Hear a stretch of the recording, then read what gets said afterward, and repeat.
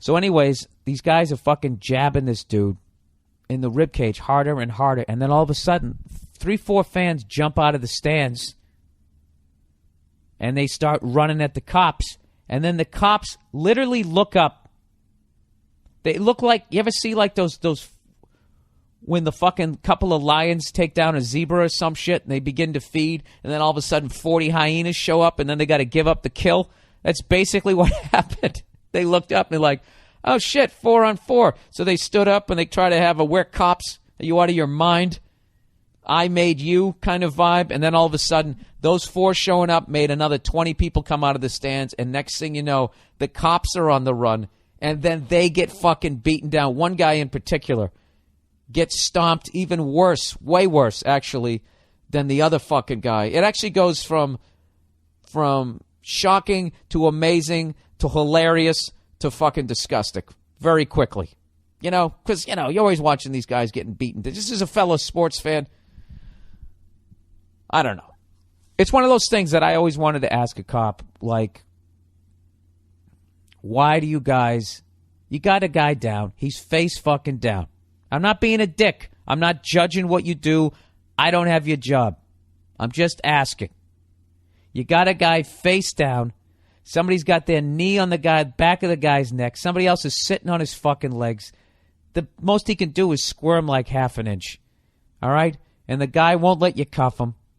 You know, why not? Why rather than just taking an extra 30 seconds to let this guy tire out and then just cuff him? Why do you start booting him in the head or you know, doing atomic knee drops to his spine? Why is that done? I do have a theory. There's 60,000 fucking fans there, and you have like 100 cops. You know? And when I really think about it, the amount of times I've been drunk when I'm at a game and I think about running out on the field, the sobering thought is taking that atomic knee drop to my fucking spine. And, you know, I got busted for drinking and driving back in the late fucking 80s, you know?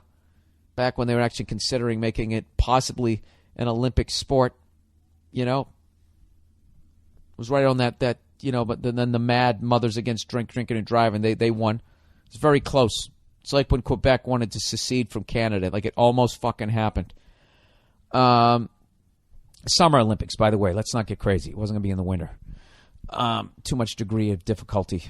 But anyways, all those memories of the beatdown that people take, plus the nightmare of the one time I was in the court system and somebody had my driver's license and there was fines in classes and meetings and community service. It just all I don't care how many drinks I've had. I'm not fucking doing it. Is that why you guys do it? Sorry, I had the hiccups. Bacon, egg, and cheese here, people.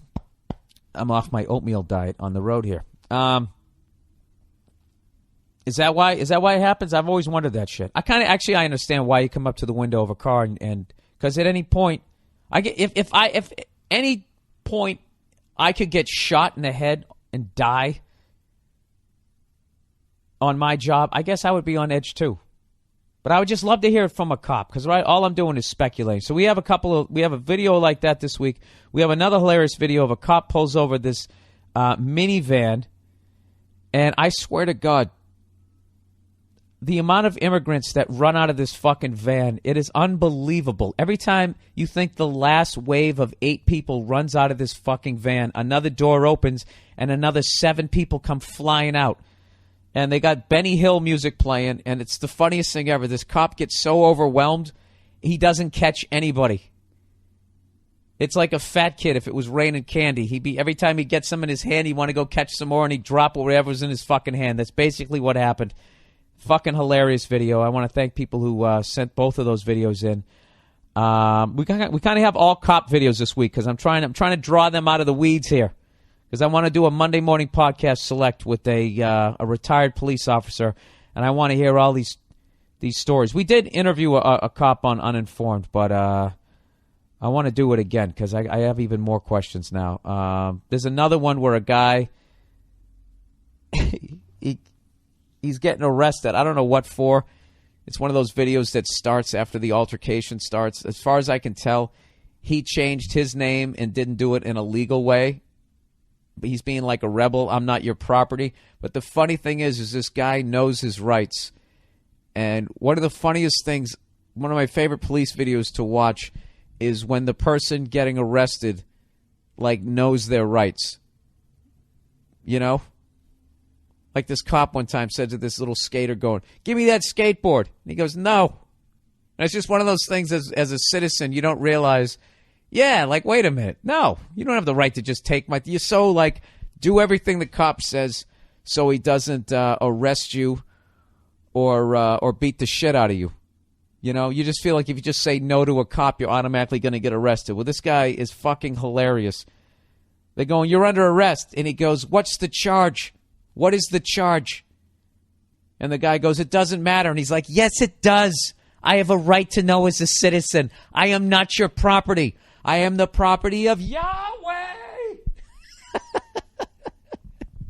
This guy, I absolutely fucking love this guy. This guy, he has passion. He's informed. He's a little fucking crazy. He is a true fucking patriot, without a doubt. The amount of people who would watch this guy and because he yells Yahweh would just say that he's a nut job is actually a travesty.